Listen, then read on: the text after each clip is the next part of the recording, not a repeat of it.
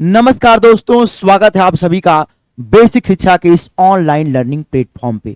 बच्चों, आपके बीएचयू के यूजी पोर्टल पे एक न्यू आइकन दिखाई दे रहा होगा एनटीए स्कोर का।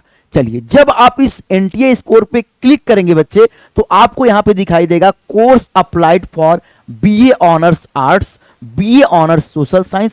फाइनल स्कोर इनका ये है, एनटीए सब्जेक्ट एंड मार्क इनका ये है, और एलिजिबिलिटी में इनका एलिजिबल दिखाई दे रहा है बच्चे। ठीक है, ये लगभग हर एक स्टूडेंट के पोर्टल पे दिखाई दे रहा होगा। किसी में यहाँ पे एलिजिबल, लगभग सब में यहाँ पे एलिजिबल, और कुछ कुछ बच्चों में कुछ मैसेज किए हैं कि सर मेरे यहाँ पे नॉट एलिजिबल भी दिखाई दे रहा है।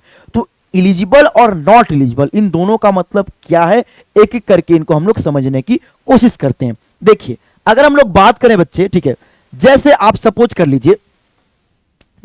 लीजिए, आपने सीयूईटी में, ठीक है, फिजिक्स में दिया है, ठीक है, केमिस्ट्री दिया है, मैथ दिया है, ठीक है, और इसके अलावा आपने जो है, ठीक है, लैंग्वेज का एक पेपर दिया है, ठीक है, और जनरल टेस्ट। इतना जो है मान लीजिए आपने सीयूईटी में, ठीक है, सीयूईटी में इतने पेपर आपने दिए। तो अगर आपने फिजिक्स, केमिस्ट्री और मैथ दिया है, तो इसके बेसिस पे जो है आप बीएससी मैथ में क्या हो गए, बीएचयू के लिए बच्चे क्या हो गए, एलिजिबल हो गए बीएससी मैथ में। और अगर आपने लैंग्वेज और जनरल टेस्ट दिया है, तो इसके बेसिस पे आप जो है बीएचयू में बीए के लिए भी क्या हो गए बच्चे, एलिजिबल हो गए। ठीक है, तो जो एलिजिबल लिख के आ रहा है, इसका मतलब केवल ये है कि जो आपने सीयूईटी में एग्जाम दिया था, सीयूईटी में जो पेपर में आपने एग्जाम दिया था, और बीएचयू अपने कोर्स के लिए जो डोमेन सब्जेक्ट मांग रहा है, अगर वो आपके पास है तो आप उस कोर्स के लिए एलिजिबल हैं। जैसे आपने जनरल टेस्ट और लैंग्वेज, ये दो पेपर अगर सीयूईटी में दिया था, और बीएचयू बीए के लिए वो दो चीज मांगता है, अगर वो दो चीज है तो बीए के लिए आप एलिजिबल हो जाएंगे। अगर आपने सीयूईटी में फिजिक्स, केमिस्ट्री, मैथ दिया था, और बीएचयू जो है बीएससी मैथ के लिए फिजिक्स, केमिस्ट्री, मैथ को काउंट करता है, तो अगर आपने ये तीनों चीज दिया है तो आप बीएससी मैथ के लिए एलिजिबल हो जाएंगे। तो देखो यहां पे समझ रहे बच्चे, यहां पे अगर इस बच्चे ने फिजिक्स, केमिस्ट्री, मैथ दिया होता और इन्होंने बीएससी मैथ में भी रजिस्ट्रेशन किया होता, तो इनका यहां पे जो है, ठीक है, बीएससी मैथ में भी एनटीए सब्जेक्ट स्टोर लिख करके यहां पे एलिजिबल लिखता। ठीक है, तो जिस कोर्स में उन्होंने रजिस्ट्रेशन किया है, अगर उसके अकॉर्डिंग उन्होंने अपने सीयूईटी में, ठीक है, उन सब्जेक्ट में एग्जाम दिया है, तभी इनका एलिजिबल लिखेगा। अब मान लीजिए किसी में नॉट एलिजिबल लिख रहा है, तो इसका मतलब यह हो सकता है कि आप बीए के लिए अप्लाई किए हो, आप लैंग्वेज का पेपर नहीं दिए हैं, आप, या हो सकता है कि लैंग्वेज का दिए हो, जनरल टेस्ट का नहीं दिए हो, तो कहां से एलिजिबल लिखेगा, वो नॉट एलिजिबल लिखेगा बच्चे। या ऐसा भी हो सकता है कि आपने जनरल टेस्ट और लैंग्वेज का पेपर दिया है, फिर भी अगर वो नॉट एलिजिबल लिख रहा है बच्चे, तो इसके लिए आपको जो है सेंट्रल ऑफिस आपको बात करनी पड़ेगी। ठीक है, बाकी एलिजिबिलिटी, यहां पे एलिजिबिलिटी में जो एलिजिबल लिख रहा है, इसका क्लियर मतलब मैं आपको समझा दे रहा हूं बच्चे, कि एलिजिबल लिखने का मतलब यह है कि जिस कोर्स के लिए आपने बीएचयू में रजिस्ट्रेशन किया है, अगर आपने जो है सीयूईटी में उस पेपर का एग्जाम दिया है, तभी एलिजिबल लिखेगा।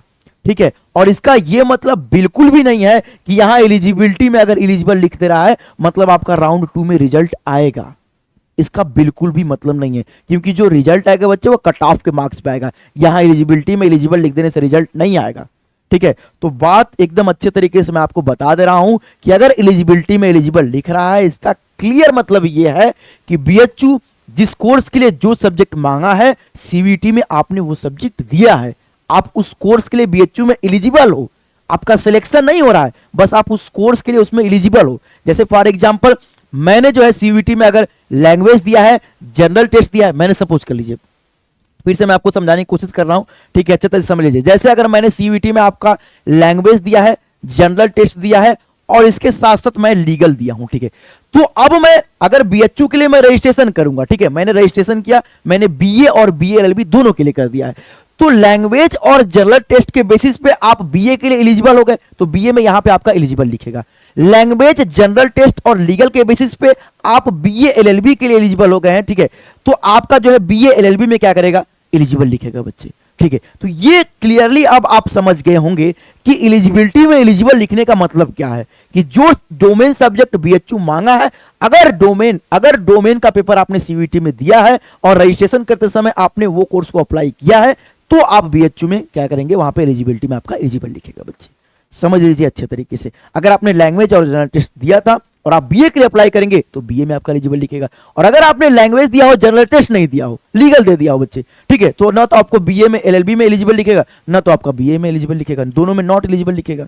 ठीक है, तो इसको आप अच्छे तरीके से समझ जाइए क्लियरली मतलब मैं आपको एक बार अच्छे तरीके से बता दे रहा हूं कि एलिजिबिलिटी में एलिजिबल लिखने का केवल ये मतलब है कि आपने बीएचयू में जिस कोर्स के लिए रजिस्ट्रेशन किया था, अगर आपने सीयूईटी में वो एग्जाम दिया था, तभी जो है उसका काउंट करके वहां पे एलिजिबल लिखेगा। ठीक है, अगर आपने लैंग्वेज और जनरल टेस्ट दिया था तो आप बीए में एलिजिबल हो जाएंगे, तो इसलिए एलिजिबिलिटी में एलिजिबल लिखा है।